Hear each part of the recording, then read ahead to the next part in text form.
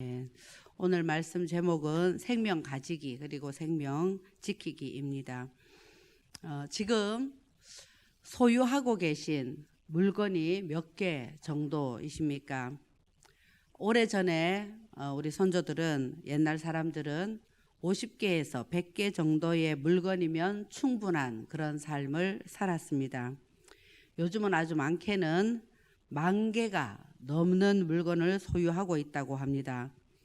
그래서 저도 제가 가지고 있는 물건을 한번 세어보려고 하다가 포기했습니다. 물론 요즘도 아주 작은 수의 물건만 소유하고 계신 분들이 있습니다만, 대체로 현대인들은 불필요한 많은 물건을 가지고 있습니다. 그러면 질문합니다. 그 중에 단 한 가지만 가질 수 있다 한다면 무엇을 고르시겠습니까? 여러분에게 무엇이 가장 소중하십니까? 일상에서 보던 어떤 것이 어떤 때는 아주 전혀 다르게 보일 때가 있습니다. 예를 들면 이런 것이죠. 어느 날 퇴근길에 거미가 집을 짓고 있는 것을 보았습니다. 신기해서 한참 쳐다보았습니다. 왜냐하면 그 거미는 차와 차 사이에 집을 짓고 거기에 매달려 있었기 때문입니다. 제가 차를 출발시키면 그 거미집은 금방 부서질 형편이었습니다. 그 거미를 보면서 저를 사로잡은 생각은 생명이 있으면 이런 일도 해내는구나 하는 것이었습니다. 그 매끄러운 자동차 철판에다가 진을 묻혀 고정시키고 왔다 갔다 왔다 갔다 하면서 집을 지어낸 그 거미의 생명력이 경이로웠습니다. 살아있으니 해내는 것입니다. 아마 차가 출발하고 그 거미집은 부서져도 그 거미가 살아있으면 다른 곳에 또 집을 짓지 않겠습니까? 생명이 있으니 해내는 일입니다. 성경에 이런 말씀이 있습니다. 전도서 9장 4절 말씀인데요. 모든 산자들 중에 들어있는 자에게는 누구나 소망이 있음은 산 개가 죽은 사자보다 낫기 때문이니라. 살아있음이 소망이다. 그런 말씀입니다. 그런 것이죠. 이 작은 거미에 1000배, 10,000배 크기의 거대한 거미가 있다 하더라도, 거기에서 나올 수 있는 엄청난 양의 거미줄이 있다 하더라도, 그 거미줄이 힘이 아주 세다고 하더라도 그 거미가 죽어 있으면 아무것도 할 수 없습니다. 아무리 작고 보이지 않을 정도의 거미라 하더라도 생명이 있으면 도심 한가운데 자동차 사이에도 집을 지을 수 있습니다. 생명이 있다는 것이 그런 것입니다. 생명이 있어야 무엇이든 할 수 있습니다. 생명이 있어야 무엇이든 해낼 수 있습니다. 생명이 없으면 아무것도 할 수 없습니다. 그래서 예수님이 이렇게 말씀하셨습니다. 마태복음 16장 26절 말씀이죠. 사람이 만일 온 천하를 얻고도 제 목숨을 잃으면 무엇이 유익하리요? 사람이 무엇을 주고 제 목숨과 바꾸겠느냐? 사람의 생명값 온 천하보다 크다 말씀하십니다. 우리가 온 세상을 다 가져도 만족할 수 없는 이유입니다. 우리가 온 세상보다 크기 때문입니다. 온 세상 모든 물건보다 값진 것이 생명입니다. 생명보다 더 중요한 것 없습니다. 그러나 누구나 압니다. 이 땅에서 이 생명은 유한합니다. 누구에게나 공평하게 이 생명이 주어졌지만, 그렇게나 중요한 생명이지만 때가 되면 이 생명은 종말을 맞이하게 되어 있습니다. 안타깝고 슬픈 일이지만 인정할 수밖에 없습니다. 무엇보다 가장 소중한 이 생명, 이 땅에서 종말을 맞이합니다. 모두가 건강하게 살다가 자연사 하기를 꿈꾸지만 우리가 병사 하기도 하고 사고사 하기도 하고, 오래전에 우리나라 아주 찢어지게 가난했을 때는 아사, 굶어 죽는 사람도 있었습니다. 요즘도 그런 사람이 있다 하는 가슴 아픈 소식도 접합니다. 스스로 죽음을 택하는 사람도 있고 또 남을 죽이는 사람도 있습니다. 안타깝지만 그런 일이 있습니다. 그러나 대다수는 조금이라도 더 이 생명이 연장되기 원하는 마음으로 이리저리 애를 씁니다. 참 재미있죠? 제가 아는 분 중에는 하루 한 끼씩만 드시고 극도로 먹는 것을 자제함으로 오래 살려고 애쓰시는 분이 있으십니다. 반면 어떤 분은 몸에 좋다는 온갖 것을 다 찾아 먹으며 오래 살려고 애쓰기도 합니다. 먹는 것뿐이겠습니까? 우리가 건강을 위해 많이 애를 씁니다. 그만큼 생명을 조금이라도 더 연장하고 싶기 때문이 아니겠습니까?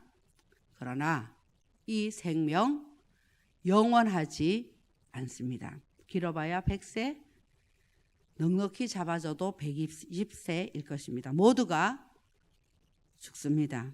온갖 의료의 혜택을 받으며 연장한다 해도 언젠가는 끝이 납니다. 생명이 있어야 뭐라도 할 수 있는데 말입니다. 어떻게 하면 좋겠습니까? 오늘 본문 이 생명에 대해서 말씀하십니다.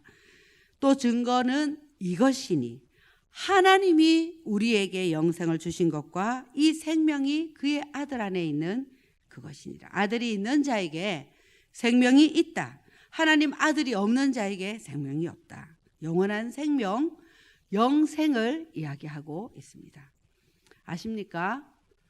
사람의 손으로 만든 신은 아무리 크고 화려해도 생명이 없습니다. 아무리 정교하고 웅장해도 번쩍번쩍해도 사람이 만든 것에는 생명이 없습니다. 생명이 없는 신이 우리에게 생명을 줄 수는 없는 노릇입니다. 더구나 영생을 줄 수도 없습니다. 우리에게 생명을 주실 수 있는 분은 보이지 않지만 살아계신 한 분 하나님이십니다. 하나님만이 우리에게 영원한 생명을 주실 수 있습니다.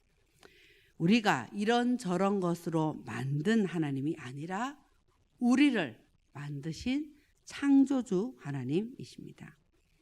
그 하나님이 우리에게 생명을 주셨습니다. 이 생명 공평한 생명입니다. 하나님이 주신 생명에는 높낮이가 없습니다. 덜 중요한 생명은 하나도 없습니다.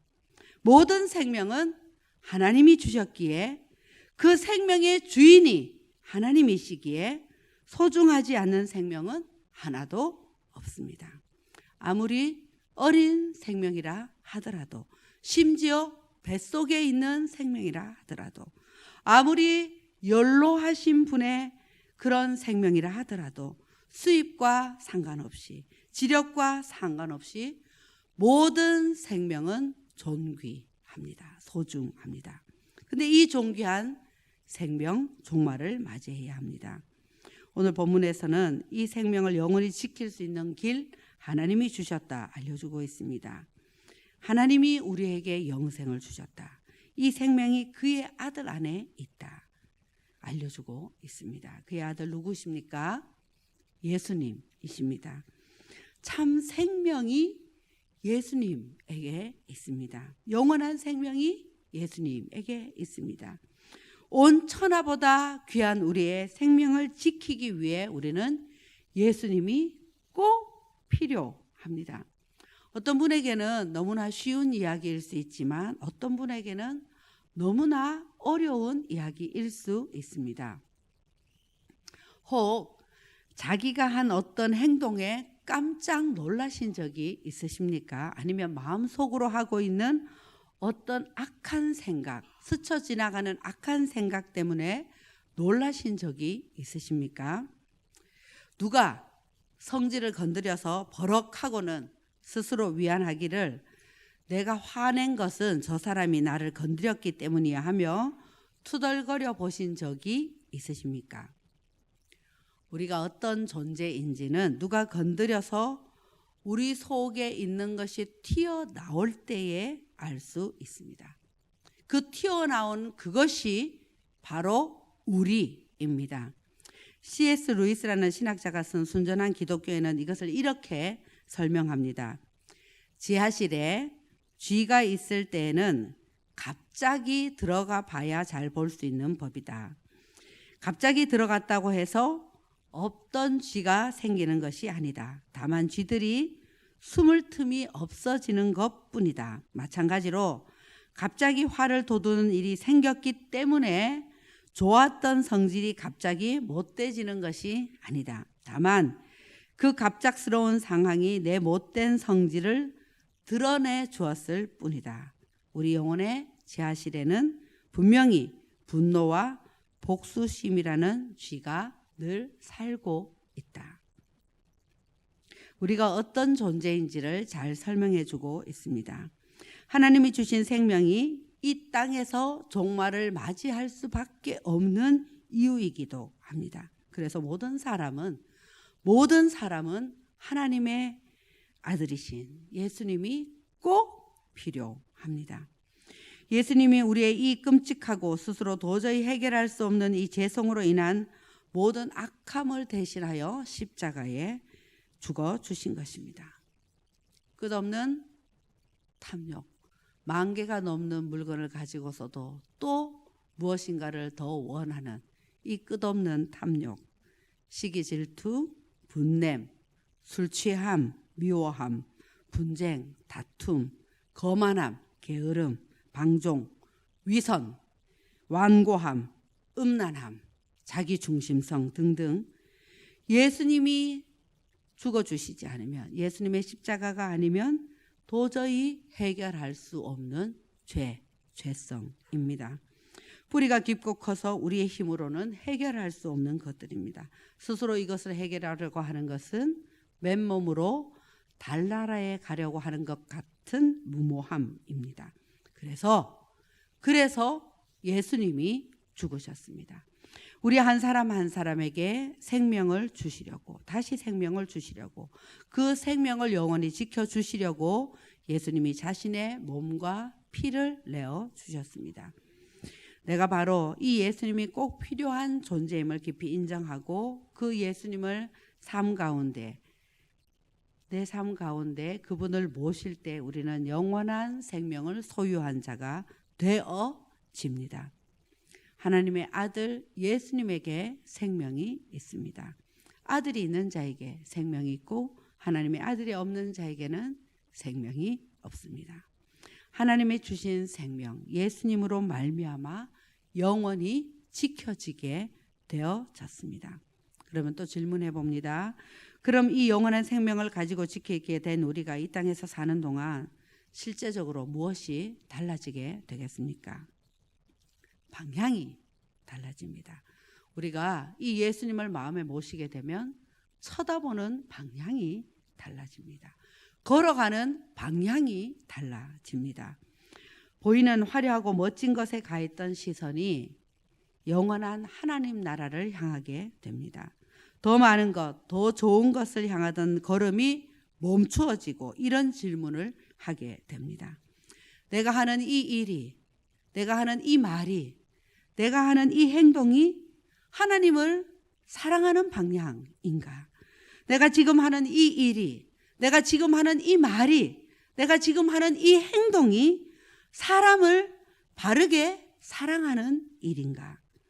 죄를 깨닫게 되고 그 죄를 회개하고 그 죄에게서 돌이키고 그 죄를 싫어하고 하나님을 사랑하고 사람을 사랑하는 그런 존재가 됩니다.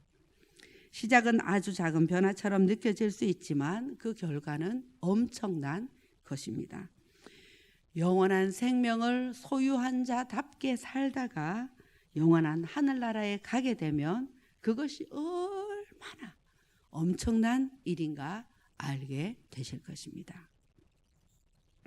생명보다 소중한 것 없습니다. 혹 이런저런 일로 낙심할 때 있지만 생명을 주신 하나님이 우리를 사랑하십니다. 우리가 도저히 깨달을 수 없을 만큼, 이해할 수 없을 만큼 우리를 사랑하십니다. 지금도 이 자리에 우리와 함께 하십니다. 예수님을 보내주셔서 영원한 생명을 주셨고 삶의 문제 가운데 그 예수님이 함께해 주십니다. 그러니 우리 다시 오뚜기처럼 일어나서 정말 우리가 살아내어야 할 그 삶을 살아냅시다. 그렇게 살다가 천국까지 승리하는 우리 모두 되기를 소원합니다. 기도하겠습니다. 하나님,